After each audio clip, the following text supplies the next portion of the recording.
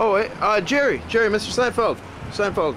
I know you're upset. Could we get a couple words about Greg Giraldo? Oh, Greg. What a great guy. It's terrible what happened. Let's see.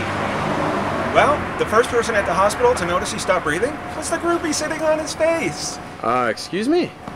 Yeah, she thought he was working blue, and then he turned green. That's not really what we had in mind. Greg, next time you get an erection lasting more than 4 hours, try calling a doctor instead of calling for reinforcements. Okay, Rockstar? Well, it might have been Greg's ADD. He probably read the label on one prescription, and then followed the directions on the next bottle he picked up. Maybe a Valtrex overdose.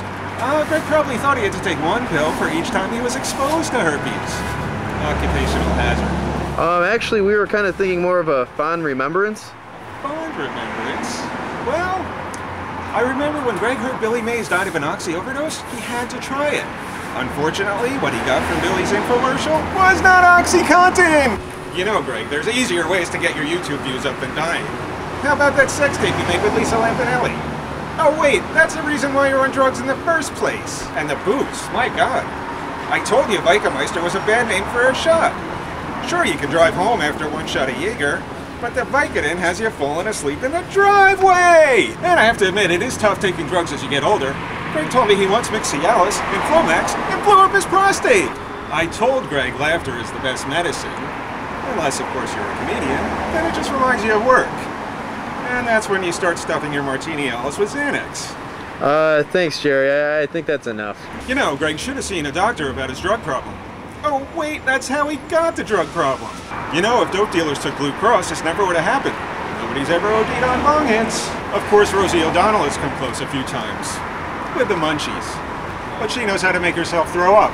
She looks in a mirror, naked, and masturbates! Okay, Jerry, we got about a minute of tape left. Is this that Daniel Tosh thing?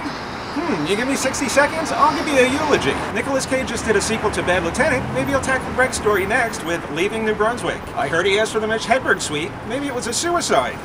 See the comments about that one. Someone did notice the abuse. Geraldo Rivera. He wanted Greg to stop abusing his name. If Greg had lived, he would have had a sweet TV show. Celebrity Rehab.